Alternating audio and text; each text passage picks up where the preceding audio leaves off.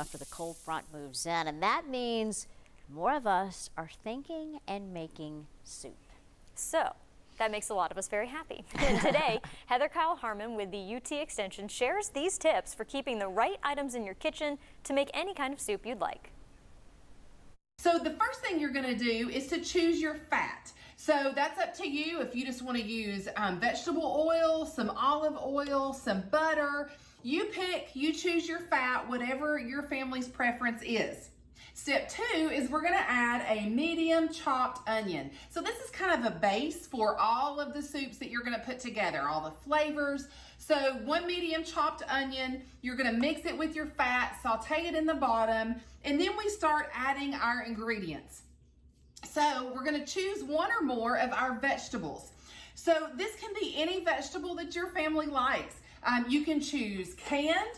Just remember, if you choose canned, to make sure you get the low sodium version.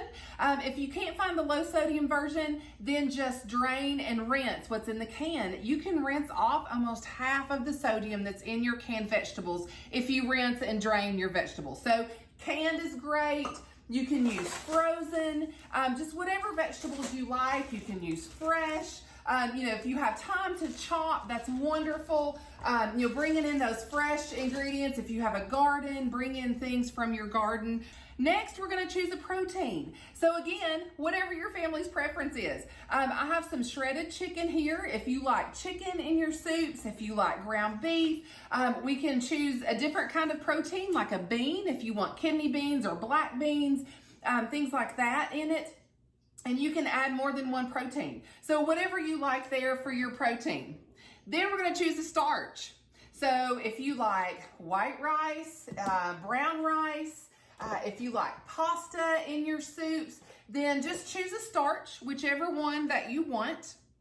Then we're going to make our broth, or choose our broth. So you're going to need 4 cups of your broth. So whether that's low sodium chicken broth, if you want to use a mixture of water and chicken broth, if you want to use beef broth, if you want to use stewed tomatoes that you've ever either done at home or you use canned stewed tomatoes, you can use low-fat milk and chicken bouillon.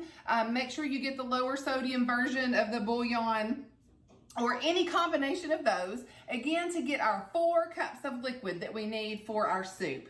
And then the last thing, our step 7, is we're going to choose our seasonings. So again, this is completely up to your family's flavor favorites. So, I have some Italian seasoning that is oregano and thyme and garlic and different things. So if your family likes that, there's some minced onions that you can put in there during the protein or during the sauteing if you want to add just a little bit more onion flavor.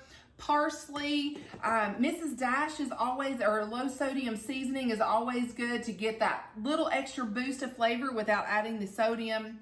So you're just going to put all these ingredients in together.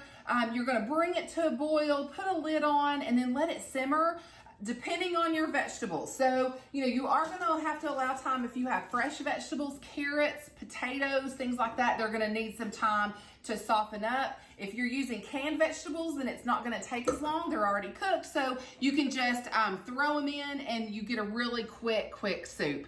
So this has been Heather Kyle-Harmon with UT Extension. Experiment, have fun with your flavor profiles, and make a good pot of soup.